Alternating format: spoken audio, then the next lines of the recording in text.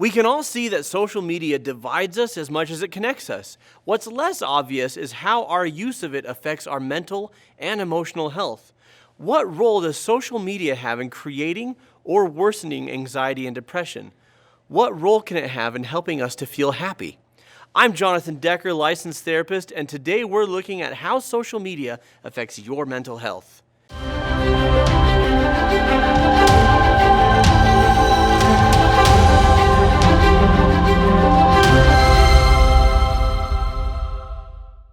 Here at Mended Light, we want you to experience emotional wellness, fulfillment, and mental health.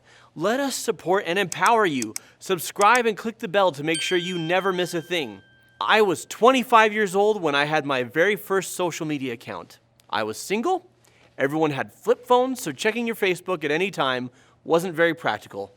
I'm 40 now. I have a wife and 5 kids whom I could easily neglect and fail to connect with because I get notifications from my accounts on 4 different platforms on my smartphone. I have missed bids for attention, opportunities for play, and chances to make new memories. I've been annoyed and angry when I've been pulled away from my phone. I've experienced FOMO, or fear of missing out, if I spend too much time away. I've felt jealous of the success of others, incensed by the pettiness of comment sections, and depressed at a living document of my own aging process.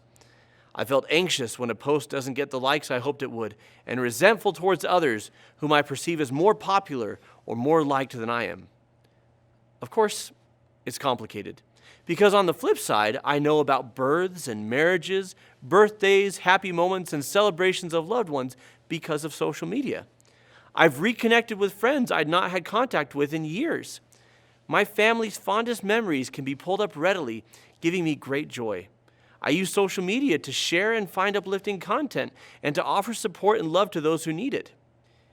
Maybe you can relate to some of that.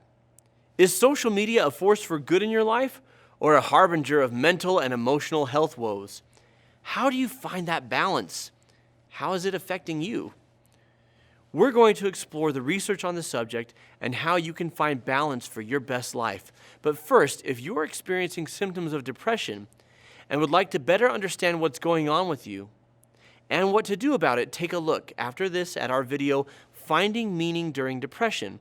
Why is it so hard? McLean Hospital, which is a Harvard Medical School affiliate, summed up recent research on the psychological damage that social media does to us when we're not careful, how to reverse it, and how to use it to increase your sense of happiness.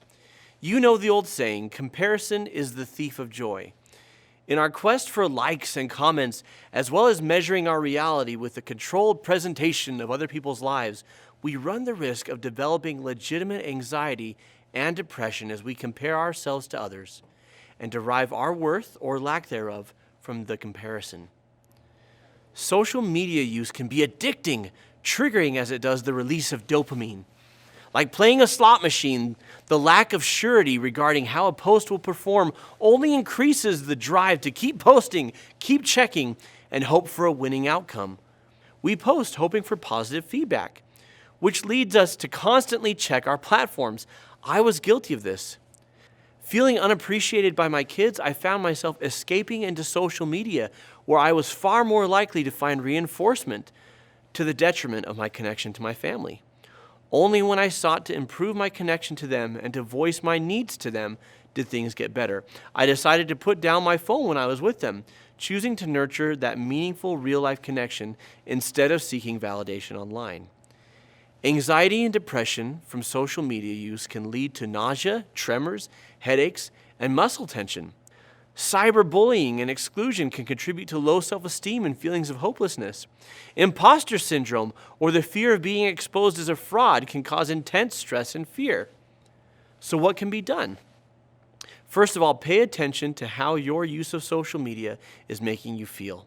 I know a lot of people say they are happier since they stopped using social media to engage politically or to read the political opinions of others. If a certain platform isn't improving your quality of life, consider getting off of it altogether. Commit to use social media to do good, to provide support, or to uplift. Avoid getting into arguments in which no one is going to change and both parties leave angry.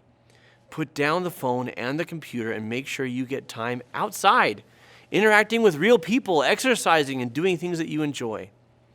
One final piece of advice: social media can be a wonderful part of a balanced life.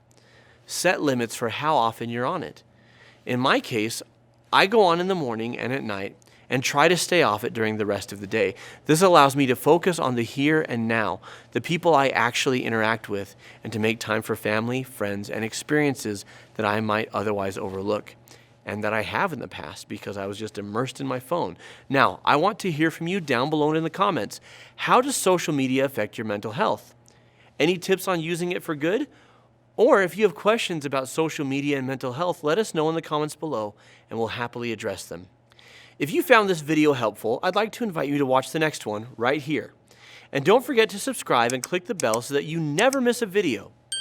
Here at Mended Light, we're invested in helping you heal yourself so that your light can shine to the world, so that you can be the happiest, best version of you. I'm Jonathan Decker, licensed therapist, and I'll see you next time.